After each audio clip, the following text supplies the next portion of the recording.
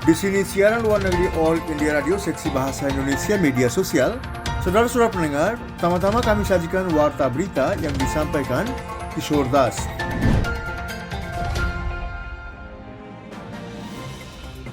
Tim WHO sudah tiba di Wuhan untuk mencari asal pandemi. Tim peneliti global WHO sudah tiba di China hari ini untuk mencari asal-muasal pandemi corona. Tim akan mengunjungi Wuhan, tempat pandemi virus corona pertama kali terdeteksi. Tim beranggotakan 10 orang yang dikirim ke Wuhan oleh Organisasi Kesehatan Dunia telah disetujui oleh pemerintah Presiden Xi Jinping setelah berbulan-bulan tawar-menawar diplomatik.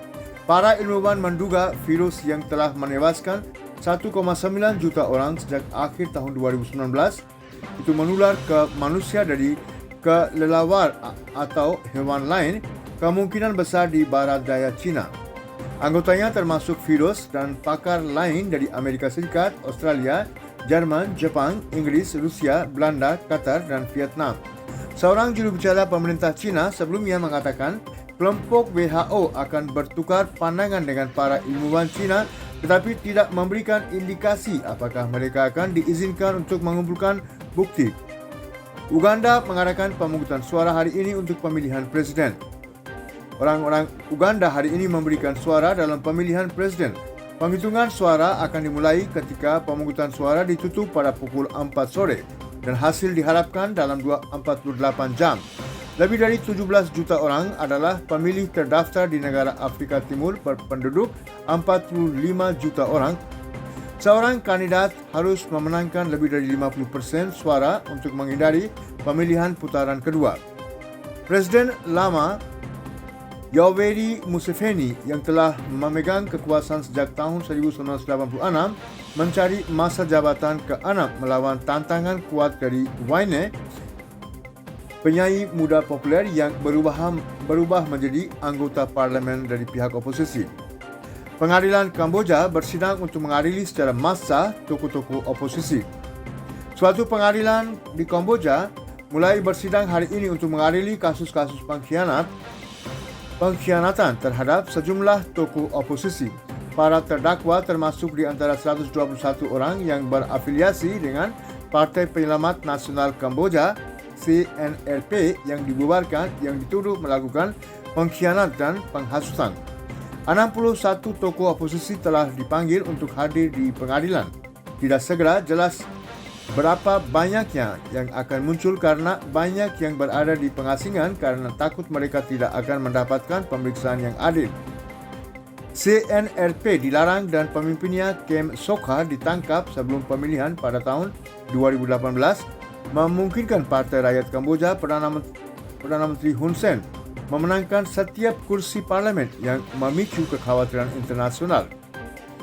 Sri Lanka memenjarakan mantan menteri karena mengatakan hakim korup. Seorang politisi dari pihak oposisi Sri Lanka telah dipenjarakan selama 4 tahun atas pernyataannya yang menuduh mayoritas hakim di negara Pulau Asia Selatan itu sebagai korup. Ranjan Ramanayake, yaitu Wakil Menteri Partai Persatuan Nasional sebelum dicalonkan pada tahun 2019, mengklaim dia menjadi sasaran karena berbicara menentang. Pria berusia 57 tahun itu dijatuhi hukuman penjara yang ketat pada hari Selasa oleh Mahkamah Agung karena membuat pernyataan pada tahun 2017 kepada wartawan di luar kediaman resmi Perdana Menteri di Colombo. Ramanayake adalah wakil menteri dalam pemerintahan Presiden Maithripala Sirisena ketika dia membuat pernyataan setelah pertemuan dengan pejabat tinggi anti korupsi. Lebih dari 80 warga sipil tewas dalam serangan terbaru di zona Metekel di Ethiopia Barat. Lebih dari 80 warga sipil termasuk anak-anak tewas dalam serangan terbaru di Ethiopia Barat, demikian dikatakan Komisi Hak Asasi Manusia di negara itu kemarin. Serangan itu terjadi di daerah yang disebut Daleti di zona Metekel, Benishangul Gumuz yang telah diganggu oleh kekerasan berulang kali dalam beberapa bulan terakhir yang telah menyebabkan ratusan orang menjadi tewas. Aaron Masho, yaitu juru bicara dan penasihat senior Komisi Hak Asasi Manusia Ethiopia, mengatakan kepada saluran berita bahawa pembantaian itu terjadi pada hari Selasa antara di wilayah Beni Shanggul Gumuz yang berbatasan dengan Sudan dan Sudan Selatan. Tidak ada pihak yang mengaku bertanggungjawab dan tidak ada informasi langsung tentang identitas para penyerang.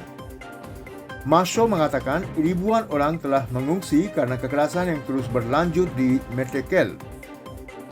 Serangan Israel terhadap target terkait Iran menewaskan puluhan orang. Israel dilaporkan telah melakukan gelombang serangan udara terhadap posisi milisi yang didukung Iran di Suria semalam dalam serangan keempat dalam 2 minggu. Kantor berita negara Suria, SANA, mengatakan pesawat Israel menyerang wilayah timur Deir al-Zor dan Albu Kamal. Observatorium Suria untuk Hak Asasi Manusia yang berbasis di Inggris mengatakan 14 tentara Suria dan 43 milisi sekutu menjadi tewas. Israel belum mengadakan komentar tetapi sering menyerang target terkait Iran di Suria. Israel menuduh musuhnya membangun kekuatan di dalam Suria dan menggunakan negara itu untuk menyelundupkan senjata canggih ke gerakan Hezbollah Lebanon. Iran diyakini telah mengerahkan ratusan pasukan ke Suria dan telah mempersenjatai, melatih dan membiayai ribuan orang milisi muslimin Syiah dari Lebanon, Irak, Afghanistan dan Yaman untuk mendukung pasukan-pasukan yang setia kepada Presiden Bashar al-Assad dalam 9 tahun perang saudara Suria. Pertemuan trilateral untuk repatriasi Rohingya dari Bangladesh pada 19 Januari. Pertemuan trilateral antara Bangladesh, Myanmar dan China untuk pemulangan pengungsi Rohingya akan diadakan pada 19 Januari di Dhaka. Hal itu disampaikan oleh Menteri Luar Negeri Bangladesh Dr. Aka Abdul Momen di Dhaka kemarin. Dr. Momen mengatakan bahwa Bangladesh telah menyerahkan data biometrik lebih dari 840,000 pengungsi Rohingya yang saat ini berlindung di negara tersebut ke Myanmar. Dr. Momen menuding Myanmar kurang keikhlasan dan kerjasama dalam masalah pemulangan pengungsi Rohingya ke tanah air. Bangladesh dan Myanmar telah menandatangani kesepakatan repatriasi pada bulan November tahun 2017 diikuti dengan kesepakatan fisik pada bulan Januari tahun 2018 untuk memfasilitasi kembalinya Rohingya ke Provinsi Rakhine. Saat ini, lebih dari 1 juta orang Rohingya tinggal di kamp-kamp pengungsi di Bangladesh serta melarikan diri dari tindakan keras militer di Provinsi Rakhine, Myanmar pada bulan Agustus tahun 2017. Donald Trump menjadi Presiden Amerika Serikat pertama yang dimakzulkan 2 kali. Donald Trump telah menjadi Presiden Amerika Serikat pertama yang didakwa 2 kali. Majelis House of Representatives memberikan suara tadi malam untuk menuduhnya menghasut serangan massa minggu lalu di Kongres Amerika Serikat. Trump dimakzulkan dengan 232 lawan 197 suara oleh Majelis Amerika Serikat atas satu tuduhan penghasutan pemberontakan yang menewaskan 5 orang dan Capitol menggeledah. Itu didukung oleh semua anggota Demokrat dan 10 anggota Republik, termasuk Liz Cheney. Senat tidak akan mengadakan persidangan sebelum 20 Januari, ketika Demokrat Joe Biden mengambil alih jabatan kursi kepresidenan, yang berarti Trump akan terhindar dari risiko dipaksa pergi lebih awal. Sebelumnya, kemarin, Wakil Presiden Amerika Serikat Mike Pence telah mengatakan bahwa dia tidak akan menyerah pada tekanan untuk meminta amandemen ke-25 untuk mencopot Presiden Donald Trump dari jabatannya. Mengutuk kerusuhan pekan lalu di Capitol, dia mengatakan dia tidak menyerah pada tekanan untuk menggunakan kekuasaan di luar kewenangan konstitusionalnya untuk menentukan hasil pemilihan presiden. Tingkat pemulihan COVID-19 di negara ini mencapai 96,52%. India terus melompat maju dalam perangnya melawan COVID-19 dengan lebih dari 10.146.000 penyembuhan kumulatif sejauh ini. Dengan demikian, angka pemulihan nasional semakin membaik menjadi 96,52%. Tingkat infeksi harian baru juga harus bertahan bahkan di bawah 20.000 dengan hanya 16.946 kasus yang dilaporkan dalam 24 jam terakhir. Jumlah kematian di seluruh negeri yang tercatat dalam 24 jam telah turun di bawah 200 dengan 198 kematian dilaporkan sejak kemarin. India dan Turkmenistan mengadakan putaran keempat konsultasi kantor luar negeri secara virtual atau maya. Putaran keempat konsultasi kantor luar negeri antara India dan Turkmenistan digelar melalui mode maya kemarin. Sisi India dipimpin oleh Vikas Swarup, yaitu Sekretaris Urusan Barat, dan sisi Turkmenistan dipimpin oleh Vepa Hajiyov, yaitu Wakil Menteri Luar Negeri Turkmenistan. Kementerian Luar Negeri mengatakan dalam sebuah pernyataan bahawa konsultasi memberikan kesempatan untuk meninjau secara komprehensif berbagai aspek hubungan bilateral, termasuk kerjasama politik, ekonomi, komersial, pertahanan, ilmiah, budaya, pendidikan, dan konsuler. Kedua belah pihak bertukar pandangan tentang masalah regional dan internasional yang menjadi kepentingan bersama dan sepakat untuk meningkatkan kerjasama di PBB dan arena multilateral. 23 pelaut India terjebak di kapal kargo Cina akan pulang hari ini. Sebanyak 23 pelaut India yang terjebak di kapal kargo Cina akan kembali ke tanah airnya. Hal tersebut disampaikan oleh Menteri Negara Urusan Pelabuhan, Pelayaran dan Perairan Mansukh Mandavia. Pelaut India terjebak di atas kapal kargo MV Jag Anand sejak 13 Juni tahun lalu. Kapal kargo dengan awak kapal India telah berlabuh di perairan Cina karena mereka tidak diizinkan untuk menurunkan kargo mereka.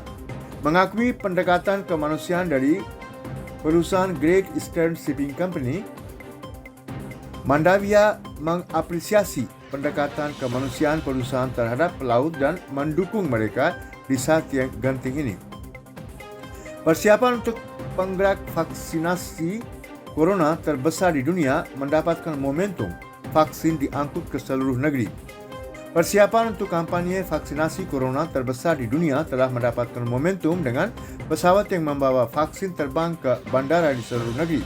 Dari berbagai bandara, vaksin dikirim ke kota-kota kecil dan kota kecil untuk persiapan inokulasi mulai hari Sabtu. Dari negara bagian Assam ke Goa dan dari Jammu dan Kashmir ke negara bagian Kerala, vaksin diangkut dengan hati-hati dan cepat ke pelosok negeri yang jauh-jauh. Menurut sumber, 95% dari 11 juta dosis vaksin Covishield yang dibeli oleh pemerintah telah dikirim dan ke hampir 60 tempat penerima di seluruh India dalam 2 hari terakhir. Dari 5,5 juta dosis dari Covaxin dari perusahaan Bharat Biotech yang berbasis di Hyderabad yang dipesan oleh pusat, tahap pertama dari 240,000 dosis telah dikirim ke 12 negara bahagian. Kementerian Kesehatan mengatakan vaksin telah dialokasikan ke semua negara bahagian dan wilayah unik secara proporsional dengan database petugas kesehatan mereka. Sesuai dengan daftar prioritas nasional, vaksin akan diberikan pertama kali kepada petugas kesehatan dan pekerja garis depan. Setiap sesi vaksinasi akan melayani maksimal 100 penerima manfaat per hari. Sekian sudah pendengar warta berita dari siaran luar negeri All India Radio Seksi Bahasa Indonesia Media Sosial.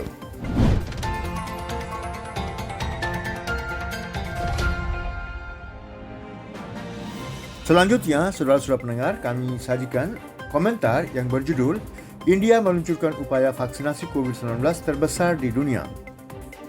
India akan mulai menginokulasi 1,3 miliar populasinya terhadap virus corona mulai tanggal 16 Januari dalam salah satu peluncuran besar-besaran di dunia. Hasil pertama dari tugas yang berat dan rumit ini akan mencakup 30 juta pekerja garis depan dan kesehatan. Ini akan diikuti dengan vaksinasi kepada 270 juta orang di atas usia 5 tahun dan kelompok penduduk di bawah 50 tahun dengan penyakit penyerta atau dengan risiko infeksi tinggi. Tujuannya adalah untuk memvaksinasi 300 juta orang, hampir sama dengan seluruh penduduk Amerika Serikat pada bulan Juli. Ini akan menjadi skala imunisasi yang belum pernah terjadi sebelumnya. Dari pengembangan manufaktur hingga menjadi pemasok utama, India akan memainkan peranan penting dalam program imunisasi global dengan 2 vaksin made in India, yaitu buatan India, Covaxin dan Covishield. Covaxin iaitu vaksin asli pertama India untuk melawan COVID-19 diproduksi oleh perusahaan farmasi Bharat Biotech yang berbasis di Hyderabad. Yang kedua, Covishield dikembangkan bersama oleh Universitas Oxford dan AstraZeneca dan diproduksi oleh Serum Institute of India, Pune. Berbicara tentang vaksin, Perdana Menteri Narendra Modi mengatakan India siap menyelamatkan umat manusia dengan 2 vaksin virus corona asli. Kedua vaksin ini baru-baru ini diberikan pengesahan darurat oleh Jeneral Pengawas Obat India. Vaksin yang disetujui sangat hemat biaya dibandingkan dengan vaksin lain dari seluruh dunia. Untuk upaya inokulasi raksasa, sekitar 150,000 staf di 700 distrik telah dilatih secara khusus. Pemerintah pusat telah melaksanakan kegiatan dalam kerjasama erat dengan semua negara bahagian, wilayah uni dan pemangku kepentingan.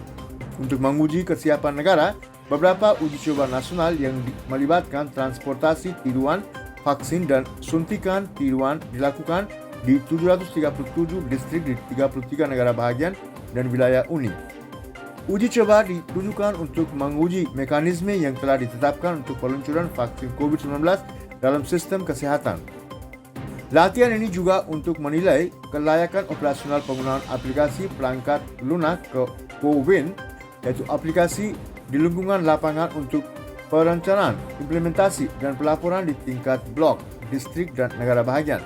Teknologi aplikasi CoWIN yang kuat dan dapat diandalkan akan membentuk fondasi dan cadangan untuk latihan imunisasi nasional. Ini akan menjadi tulang punggung pemberian vaksin jarak jauh. Pemerintah telah menyiapkan 29,000 tempat rantai dingin, 240 pendingin walk-in, 70 walk-in freezer, 45,000 lemari es berlapis es, 41,000 deep freezer dan 300 lemari es bertenaga surya. Ini telah mendirikan 4 mega depo untuk menerima pengiriman vaksin dan mengangkutnya ke pusat distribusi negara bahagian dalam kendaraan van dengan pengatur suhu. India telah memimpin dalam vaksin virus corona setelah mengambil inisiatif tahun lalu pada hydrochloroquine untuk mengobati penyakit tersebut. India tidak asing dengan kampanye vaksinasi skala besar. Ini akan menggunakan pengalaman dan keahliannya dari mengadakan pemilihan umum di seluruh negara dan dari program imunisasi anak reguler untuk penyakit lumpuh iaitu polio dan penyakit TBC. India dulu mengimpor kit personal protection equipment APD, masker, ventilator dan kit iaitu alat pengujian COVID-19 dari luar. Saat ini dunia sedang menunggu vaksin India untuk melawan virus corona. Mereka siap untuk menggunakan kapasitasnya dalam produksi dan pasukan vaksin. India dapat menjadi pusat vaksin COVID karena banyak negara telah mencari jutaan dosis buatan India. Beberapa negara telah meminta India baik secara pemerintah ke pemerintah atau dengan langsung menempatkan pesanan dengan pengembang vaksin yang memproduksi dosis. India akan mengirim pasukan terbatas ke Nepal, Bangladesh, Bhutan, Sri Lanka dan Myanmar. Selain tetangganya, Brasil, Maroko, Arab Saudi dan Afrika Selatan telah membuat pengumuman resmi untuk mencari vaksin dari India. Sejak awal, New Delhi telah berada di garis depan tanggapan global dalam perjuangan bersama melawan pandemi virus corona. Ia melihat kerjasama internasional di bidang ini, terutamanya dengan tetangganya sebagai tugasnya. Secara global, India memasok lebih banyak vaksin berdasarkan volume daripada negara lain. Ini juga akan berkontribusi untuk melindungi orang-orang di 91 negara lain dengan menyediakan lebih dari 1 miliar dosis untuk komitmen pasar lanjutan COVAX, yaitu Gavi, dengan memainkan peranan penting dalam produksi dan pemerataan pasukan vaksin COVID di seluruh dunia. India bertujuan untuk mengakhiri krisis corona. Sekian. Demikianlah saudara-saudara pendengar, komentar dari siaran luar negeri All India Radio seksi Bahasa Indonesia Media Sosial.